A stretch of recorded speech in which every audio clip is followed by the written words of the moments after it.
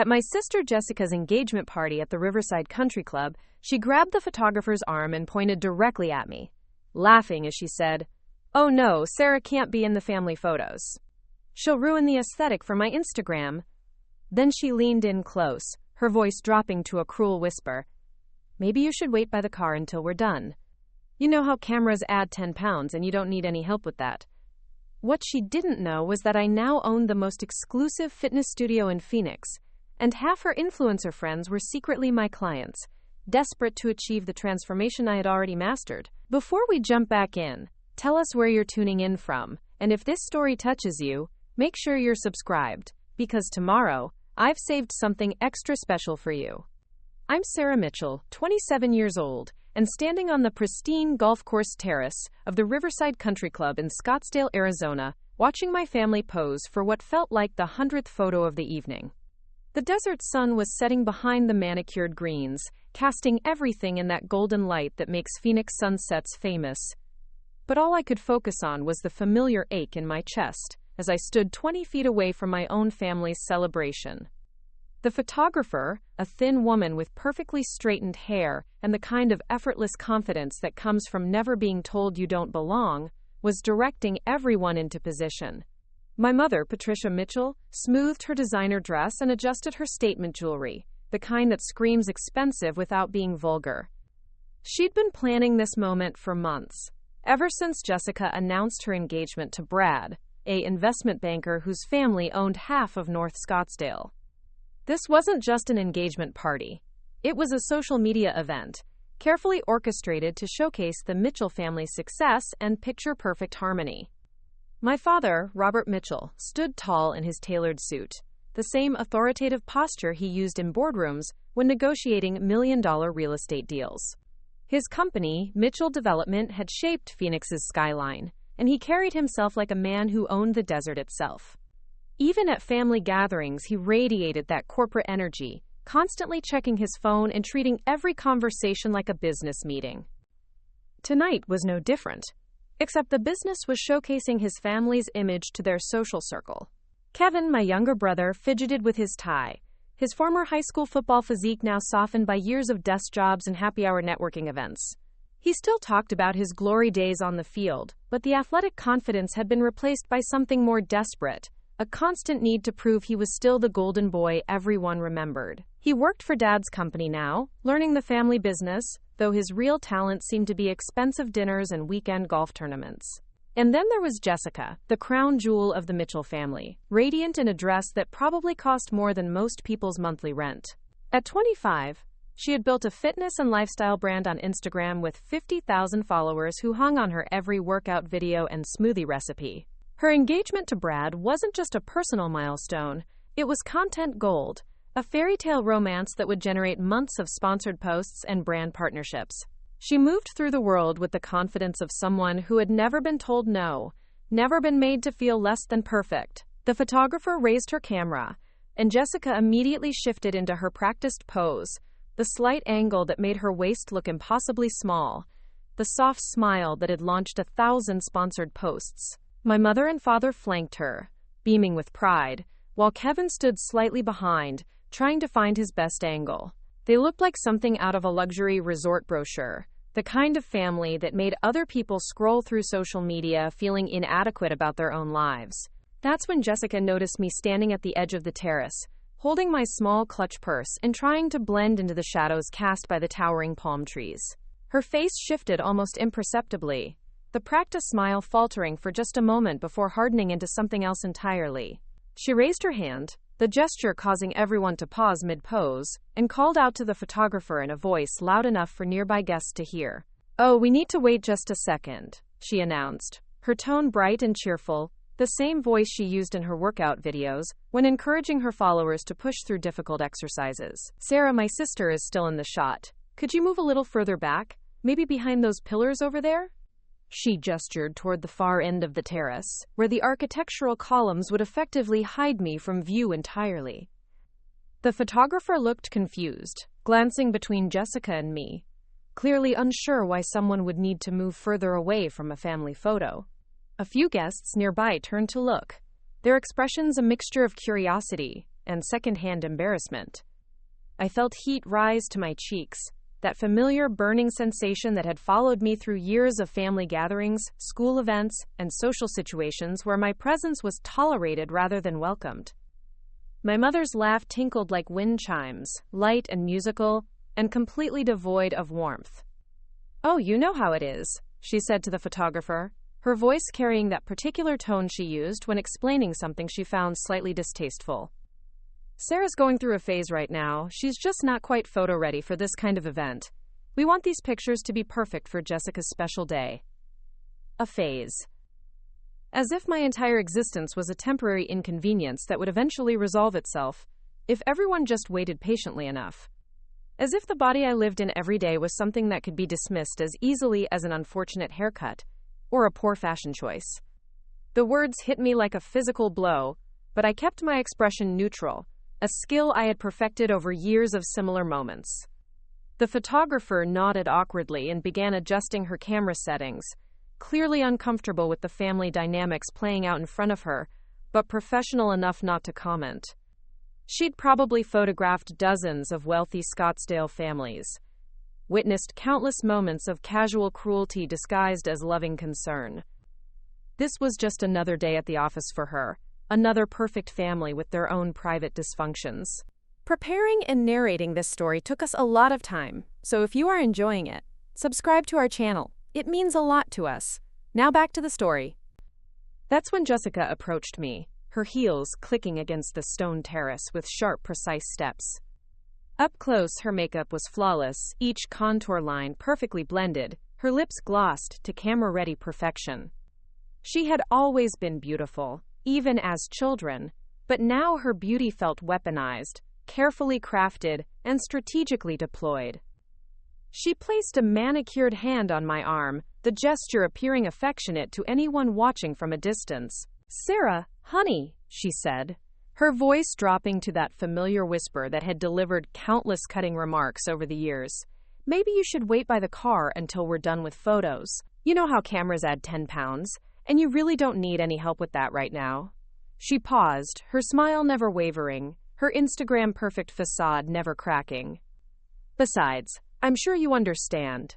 This is going to be all over social media.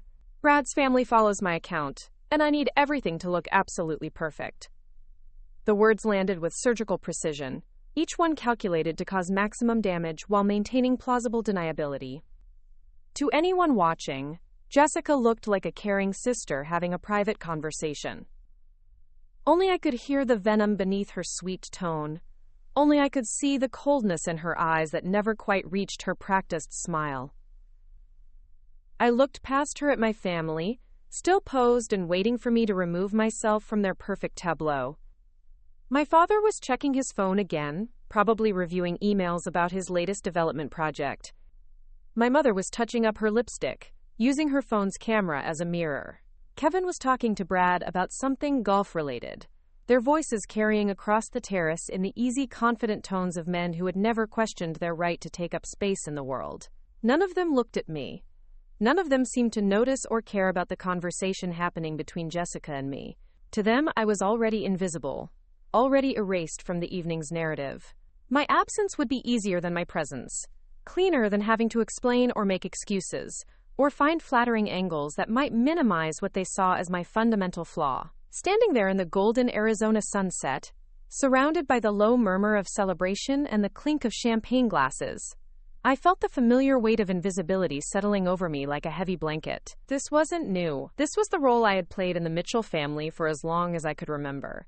The inconvenient daughter, the imperfect sister, the one who didn't quite fit the image they wanted to project to the world. But what Jessica and the rest of my family didn't know, what they couldn't see past their own assumptions and prejudices, was that everything was about to change. The woman they were dismissing, the sister they were hiding from their perfect photos, had spent the last 5 years building something extraordinary. While they were focused on maintaining appearances and crafting social media personas, I had been transforming not just my body, but my entire life. What they didn't know was that in 6 months, they would all be sitting in my office, desperate for my help, begging me to work the same magic on their bodies that I had worked on my own. What they couldn't imagine was that the sister they were ashamed to be seen with would soon be the only person who could give them what they desperately needed. What they failed to understand was that their casual cruelty was about to become the foundation of my greatest triumph. But that revelation would have to wait. For now, I had to survive this evening, had to endure their dismissal and their pity, and their carefully orchestrated exclusion. For now, I had to be the invisible daughter, the failed sister, the family embarrassment who understood her place and knew better than to disrupt their perfect picture. I nodded at Jessica, my face a mask of resigned acceptance, and began walking toward the parking area. Behind me, I heard the photographer's camera clicking, capturing image after image of the Mitchell family in all their polished perfection. I didn't look back. I had learned long ago that looking back only made the pain worse, only reinforced the message that I didn't belong in their bright, beautiful world. As I walked away from the celebration, my heels echoing against the stone pathway, I thought about the text message I had received that morning from Marcus Rodriguez, my business partner and the closest thing I had to a father figure. Elite Fitness Phoenix is officially booked solid through the end of the year, he had written. You did it, Sarah. You really did it. The irony wasn't lost on me. While my family was celebrating Jessica's engagement with champagne and perfect photographs, I was quietly running the most successful boutique fitness studio in one of the most health-conscious cities in America. While they saw failure and embarrassment, my clients saw transformation and hope. While my family was focused on appearances, I was focused on results. Real results that changed lives from the inside out. But they didn't know any of that yet. They saw only what they had always seen. Sarah, the disappointment. The one who didn't fit their vision of success. They had no idea that their definition of success was about to become irrelevant, that their need for my expertise would soon override their shallow judgments about my appearance. I reached my car, a modest but reliable Honda that I had bought with my own money, earned through early morning training sessions and late-night nutrition consultations. It wasn't flashy like Jessica's BMW or imposing like my father's Mercedes, but it was mine, paid for, with work that actually mattered, work that helped people become the best versions of themselves, instead of just appearing perfect for social media. As I sat in the driver's seat, looking back at the glowing lights of the country club, I felt something shift inside me. The familiar pain was still there, the ache of exclusion and family rejection that had shaped so many years of my life. But underneath it, something harder and colder was crystallizing, something that felt like resolve mixed with anticipation. They thought they knew who I was.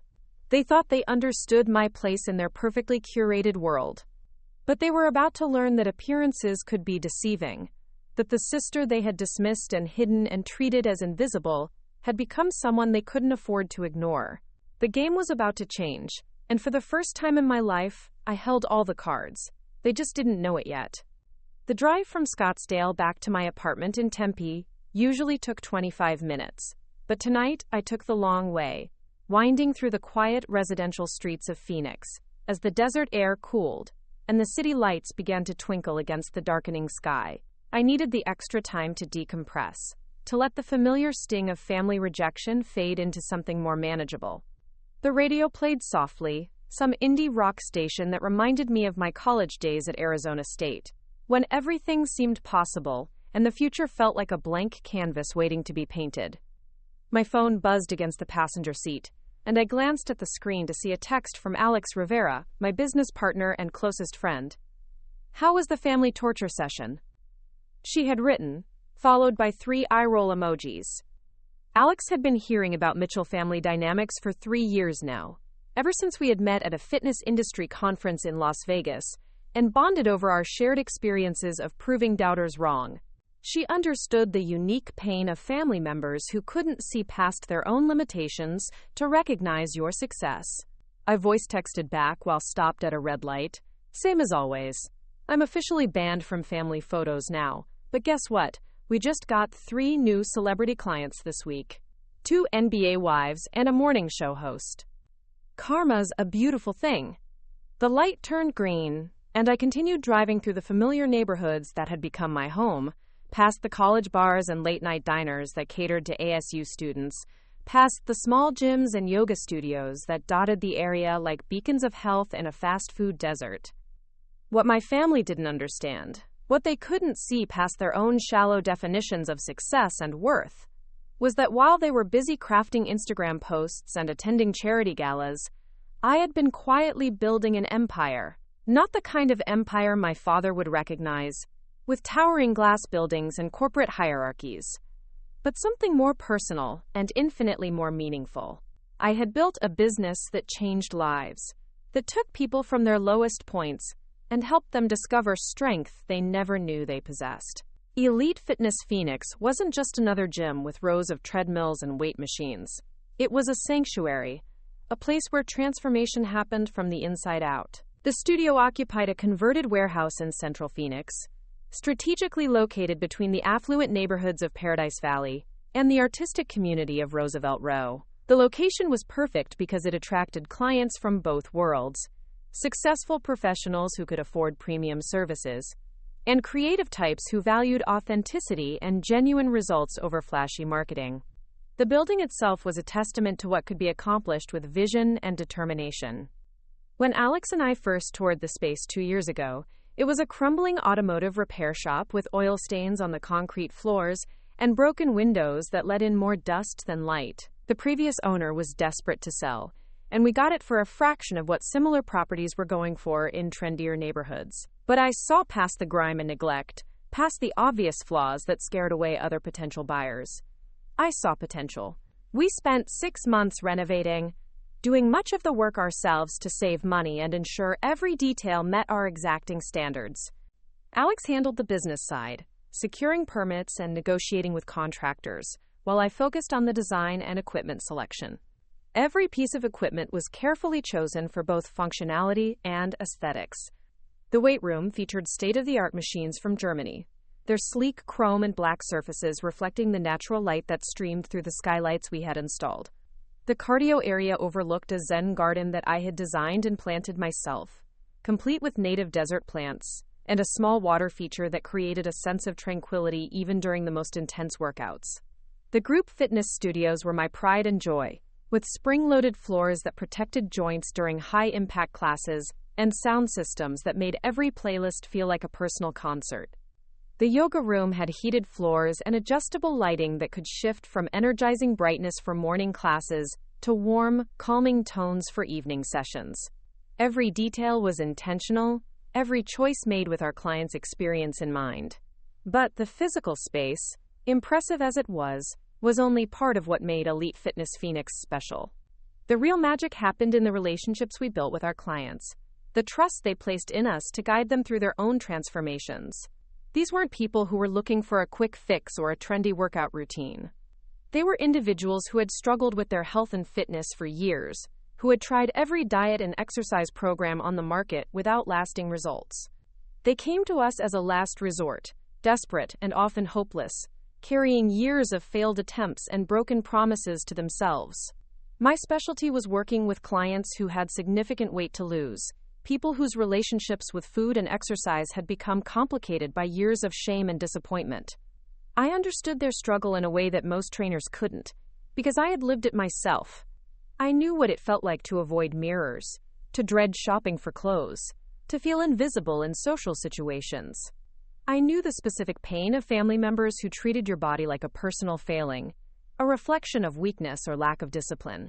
That understanding allowed me to connect with clients on a deeper level than simple exercise instruction. During our first consultation, I would sit with them in my office, a comfortable space decorated with plants and motivational quotes from athletes and philosophers, and listen to their stories. Really listen, not just to the surface details about their fitness goals, but to the emotional weight they carried, the fears and frustrations that had led them to my door. Mrs. Henderson, a 58-year-old executive who had gained 60 pounds after her divorce, cried during our first meeting as she described avoiding her daughter's wedding photos because she was ashamed of how she looked. Michael Chen, a successful lawyer who worked 80-hour weeks, admitted that he hadn't been to a beach in 5 years because he was embarrassed to take his shirt off in front of his kids. Jennifer Martinez, a teacher and single mom, confessed that she ate fast food in her car after work because cooking healthy meals felt overwhelming when she was already exhausted from managing her classroom and household alone. Each story was different, but the underlying themes were remarkably similar: shame, frustration, and a deep desire to feel comfortable in their own bodies again. They weren't looking for perfection or Instagram-worthy abs. They wanted to feel strong, confident, and healthy. They wanted to keep up with their children, to feel attractive to their partners, to walk into a room without immediately cataloging every exit and planning escape routes from social interactions. My approach was holistic, addressing not just the physical aspects of fitness, but the mental and emotional components that often sabotaged long-term success. We worked on goal setting, stress management, and building sustainable habits that could withstand the inevitable challenges of real life. I taught them to view exercise not as punishment for eating or existing in a larger body, but as a celebration of what their bodies could accomplish. We focused on strength gains and endurance improvements rather than just weight loss, measuring success in terms of how they felt rather than just how they looked. The results spoke for themselves. Mrs. Henderson not only lost the weight she wanted to lose, but also completed a half marathon on her 60th birthday, something she had never imagined possible. Michael started bringing his kids to the beach every summer, teaching them to surf and building sandcastles without worrying about his appearance. Jennifer discovered a love for hiking and began leading weekend adventures for other single parents, creating a community of support and friendship around their shared commitment to health. These transformations weren't just physical, they were complete life changes that rippled out into every aspect of my clients' existence. They stood taller, spoke more confidently, and approached challenges with a new sense of resilience. They became different people, not because their bodies were smaller or stronger, but because they had proven to themselves that they were capable of more than they had ever imagined. Word spread quickly through Phoenix's tight-knit professional community. Successful people tend to know other successful people, and when someone achieves remarkable results, their friends and colleagues take notice. What started as a small boutique studio with a handful of clients grew into the most sought-after fitness destination in the city. We had a waiting list 6 months long, and our rates reflected the premium nature of our services. But success in the fitness industry meant more than just high-paying clients and impressive transformation stories. It meant recognition from peers, features in industry publications, and speaking opportunities at conferences across the country. Last month, I had been invited to present at the International Fitness Summit in Miami, sharing my methods with trainers and gym owners from around the world. The month before that, Fitness Business magazine had featured Elite Fitness Phoenix in a cover story about innovative small businesses that were changing the industry. My social media presence, though nothing like Jessica's influencer empire, had grown organically as clients shared their success stories and recommended my services to their networks.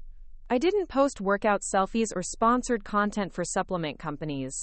Instead, I shared educational content about sustainable fitness practices, mental health resources, and real, unfiltered stories of transformation that went beyond before and after photos. My followers weren't just customers. They were people who resonated with my message that true fitness was about feeling powerful in your own body, regardless of its size or shape. The financial success had been gradual but steady. In the beginning, Alex and I had lived on ramen noodles and slept on air mattresses in the studio office to save money on rent. Every dollar earned went back into the business. Better equipment, additional certifications, marketing materials that reflected our professional standards. We reinvested rather than took profits, building a foundation that would support long-term growth rather than short-term comfort. Now, 3 years later, Elite Fitness Phoenix generated more revenue annually than many traditional gyms with 10 times our square footage. We employed 8 full-time trainers, 3 nutritionists, 2 massage therapists, and a full administrative staff. Our profit margins were healthy because we focused on quality over quantity, charging premium rates for premium services, rather than competing in the race to the bottom pricing that plagued much of the fitness industry. The success allowed me certain luxuries that my family would never expect from the daughter they saw as a failure. My apartment in Tempe was modest by their standards, but perfectly suited to my lifestyle. It was a loft-style space in a converted warehouse, similar to the aesthetic we had created at the studio. The exposed brick walls and concrete floors gave it an industrial feel that I softened with plants, artwork from local artists, and comfortable furniture that invited relaxation after long days of training clients. The kitchen was the heart of my home, equipped with professional-grade appliances that allowed me to experiment with healthy recipes and meal prep for the week ahead. I had learned to cook out of necessity during my own transformation journey, discovering that preparing my own meals was essential for maintaining the nutrition standards that supported my fitness goals. What started as a survival skill had evolved into a genuine passion, and I often found myself creating elaborate healthy meals just for the joy of the creative process. My closet reflected a complete shift in how I viewed clothing and personal style. Gone were the oversized sweaters and shapeless dresses that I had once used to hide my body. In their place were well-fitted clothes that celebrated my strength and confidence. Tailored blazers for business meetings, athletic wear that was both functional and flattering, and casual clothes that reflected my personal style rather than my insecurities. Shopping for clothes had transformed from a dreaded necessity into an enjoyable expression of self-care. But perhaps the most significant change was in my relationship with mirrors. Where I had once avoided reflective surfaces, strategically positioning myself to avoid catching glimpses of my body throughout the day, I now welcomed the opportunity to see myself clearly. The woman looking back at me was strong, capable, and confident. She had worked hard for the body she inhabited, not to meet anyone else's standards of beauty, but to feel powerful and healthy in her own skin. The irony of my family's reaction at the engagement party wasn't lost on me. While they were focused on maintaining appearances and curating their social media presence, I had built something genuinely impressive by any measure of success. I employed people, changed lives, and generated significant revenue doing work that I was passionate about. I had achieved the kind of professional recognition that should have made any parent proud, and I had done it in a field that promoted health and wellness, values that any reasonable person would celebrate. Yet to the Mitchell family, none of that mattered because it didn't fit their narrow definition of acceptable achievement. My father's real estate empire was impressive by traditional standards, building shopping centers and office complexes that housed other people's dreams. My mother's charity work and social connections were valuable to their community standing, opening doors, and creating opportunities for continued success. Jessica's influencer career was lucrative and envied by her peers, turning her lifestyle into a brand that others aspired to emulate. But my work, despite its financial success and positive impact, was still seen as somehow lesser because it involved physical fitness and body transformation. In their minds, I was still playing in the shallow end of the pool, focused on appearance and vanity rather than substance and lasting achievement. They couldn't see that helping people reclaim their health and confidence was among the most meaningful work anyone could do, that the transformations I facilitated went far beyond physical appearance to encompass complete life change. As I pulled into my parking space outside my apartment building, I felt the familiar mixture of frustration and determination that always followed family gatherings. The hurt was real and sharp, the rejection still painful despite years of practice enduring their dismissal. But underneath the pain was something stronger now, something that hadn't existed during earlier years of family disappointment. I had proof of my worth that existed independently of their approval. Success that was measured by objective standards rather than their subjective judgments. Tomorrow I would wake up early and head to the studio, where clients would be waiting for my guidance and expertise. People who had struggled with their health and self-confidence would trust me to help them achieve goals they had never thought possible. I would spend the day doing work that mattered, using skills I had developed through years of dedication and study, building something that made the world a little bit better. And my family would continue living in their bubble of social media perfection and surface-level achievements, never understanding that they had dismissed someone who had accomplished exactly what they claimed to value: building a successful business through hard work and determination. They would continue seeing me as the family disappointment while remaining completely oblivious to the fact that their own definition of success was about to become irrelevant to their lives.